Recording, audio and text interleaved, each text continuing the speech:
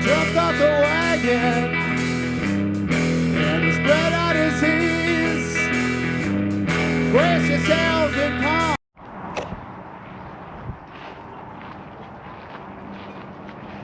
Hello, I'm Carmen Menino, and this is my girlfriend Michelle.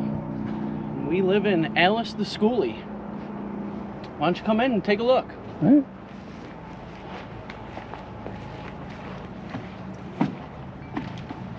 Watch your step here on those rubber things. They can Yep. be tricky sometimes. There's always one step that's a little taller than the other ones, Right. and that's the one I trip over. So we start off with the kitchen here. We've got our fridge that rolls out, flips open that way. That runs off the solar. There's an outlet for that in the back. We've got outlets up here under the cabinets and lights for backup. There are lights on switches as well. All the lights and fans operate on DC voltage, and then outlets are all AC for the appliances and things. Now, how much solar do you have on the roof? We just did an upgrade this weekend. We went from 800 watts to 1750. So we've got more than double what we had, and the goal is to be able to run an air conditioner. So we had almost enough to be able to power the air conditioner, but it would have still been drawn from the battery in full sun, so Right. wouldn't have been sustainable. So what do you use for batteries? I actually built my own battery. It's a lithium iron phosphate battery. I ordered the cells right from China. Yep. And I've got 8 300 amp hour cells, so it's a 600 amp hour 12 volt battery.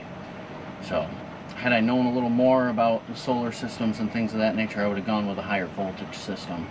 So that's going to be my upgrade through the future, is Sure. get to a 24 or maybe even 36 volt and run with that, because it's a little less current, so wires don't have to be as big and you don't have as much in and out, and so Yeah, I'm starting to look into that, buying the cells, building my own battery for the next project. yeah. It's going to be big. I can tell you, it was Alibaba was the name of the website there from China, and I want to say for all 8 of the cells, they're 3.2 volt cells, 300 amp hours each, and for all of them, I think I paid like $900 including shipping. Sure. So that's a fraction of the cost of a lithium battery from Battleborn or something like that. Yeah, my Lion Energy ones were about 900 for 105 amp hours. Yeah, so then I had to buy a BMS to control the cells and Sure. the whole system and make it a functioning battery safely anyways.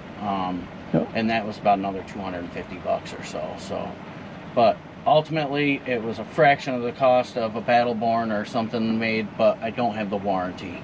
So Right. it's that's the downside. On the other hand, you could buy it and build it 3 times for what it costs to buy Exactly. once, so. Exactly. Yeah, at least 3 times. Yeah. So, yeah. Anyway, As far as our couch goes, that pulls out. That was made from our full-size spare mattress in our house, and I cut it with an electric turkey knife. And cut that, and it lifts up, and underneath is all of her yarn for doing her yarn crafts. Yep. And yeah, if people look in the beginning of the video, they would have seen the yeah, in the little bit beginning of of the the stuff video, you you sell. saw the little store we set up. We travel around to music festivals, and I make leather hats like I'm wearing, and my girlfriend does crochet yarn crafts, whether they're wall hangings, hats, tops, Sure. ponchos, all kinds of stuff like that. So we've got a nice deep sink and a 2-burner stove. The hot water is propane as well as the stove. The propane is located underneath, outside in the back there. If we come down a little further, this is my leather crafting area where I make all my hats and stuff. In there we've got a rock tumbler tumbling, because when in Michigan there's rocks, Yeah. so we ended up with a tumbler. a lot of pretty rocks. Yeah, lots of rocks. My sewing machine, it's a Sailrite sewing machine, that's a nice one. Then our bathroom, we have a composting toilet, and the shower head comes up and goes up here. for the shower.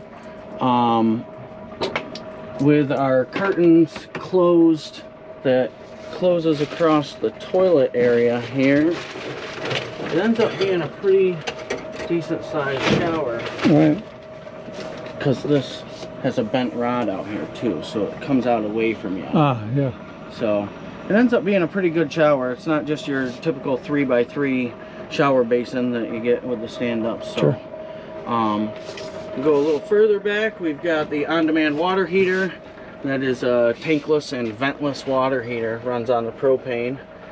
And that is also where our wheel wells are. I noticed that you've just got one valve. Yes. On and off. Yes. Do you have any way? You find you have trouble controlling the heat? Well, in my research about the tankless water heaters, I read that you're supposed to adjust the water temperature and flow and all that so that you're getting maximum flow through the machine as to not cook the minerals out basically and have buildups and everything else in there. And also that helps to maintain the pressure that's needed to let it know to turn on. So in some cases, I guess it'd be in a situation when you don't have enough water pressure from your water pump, then when you turn on your mixer and you start pumping cold water, the pressure drops in the hot water and then the hot water shuts off. And that was an issue in my mother's RV. So I did extensive research into why that was the issue and everything, and that was what I found was you're supposed to use it wide open and just have a proper water temperature that you can use. What I did on mine was I put a tempering valve in after the hot water heater. So when mine's fired up and gets as hot as it can get, it's throwing out 160 degree water. Tempering valve mixes cold water in, and I've got it set at 100. So what comes out is 100, and I did the same thing. It's just one valve on and off. Gotcha. That tempering valve was the best $25 I ever spent. I think I'm going to jump on that then, because we do end up in a situation where when it's 80 degrees outside and my tank under the bus is 75, 80 degrees, and that's the starting temperature, you can't even use the hot water. There's been a couple times when mine, it's been really hot days. Yeah. And you end up pop the batteries out and take a cold shower. Well, mine didn't even turn on when it was 104. I wanted to take a warm shower. The heater never even kicked on because the water coming out was already But hot. the tempering valve was still making it come out, trying to make it come out at 100 degrees, but it's throwing in 104 water. And I just took a nice hot shower, which is on a hot day is actually a smart thing to do. Yeah, it's not too bad. Because it evaporates off and cools you down. Exactly. So. Yeah, anyway. So we've got the queen size bed built up high, so that underneath is all the garage. I've got an electrical closet here that, had I thought about it, I'd have grabbed the light, because the light went out on me yesterday. I bought some cheap lights from Amazon, and they did not stand the test, because I've had two of them go out now, one in the kitchen and one down there. What kind of light? It's a little LED strip light. It's a bar light up on the back there. But I've got a couple of puck lights if you want to. Yeah? Yeah. I'm going to take you up on that. I needed 4. Okay, nice. Thing, you know? So, yep, that's my electrical closet. The battery I built's down in the box down below there. The DC distribution panel on the back. Over on the left over here, we've got the transfer switch and battery charger and the inverter. And, yeah, that's pretty much all that stuff. The whole store outside, tables, tents, racks, everything all fit into this closet that's accessible by the outside door. Sure, you took out the wheelchair lift? Yeah, the wheelchair lift's gone, and that's just a closet for our store now, so that keeps all that structure and inventory out of our head, out of our hair. The only thing for inventory that does come inside is that case there that gets stuffed full and then slid back in there. But most of it's all in there and out of our hair, so that's kind of nice. I could take you around outside and show you that kind of stuff too if you'd like. We can.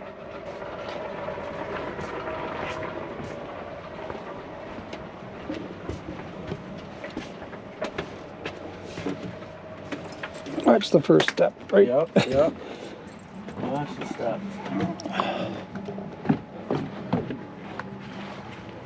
So I've got the fold down table. I'm a big fan of this Unistrut stuff. This you can get at Home Depot or Lowe's. Oh yeah, for yeah, like the Unistrut. $35 or so for a 10-foot length. And that's how I mounted my solar panels and everything. I swear by it. It's awesome stuff. That's actually how I hung my tanks too, my water tanks. Got 100 gallons of fresh water there, 100 gallons of gray water on the other side, which in hindsight I probably could have gone a little less with, because I can fill that twice before I have to empty the 100-gallon gray water. So yeah, I've got 40 and 40, and I sort of wish I had 100 of fresh. yeah, So. I probably could have got away with about 40 of gray with the 100 fresh and been fine.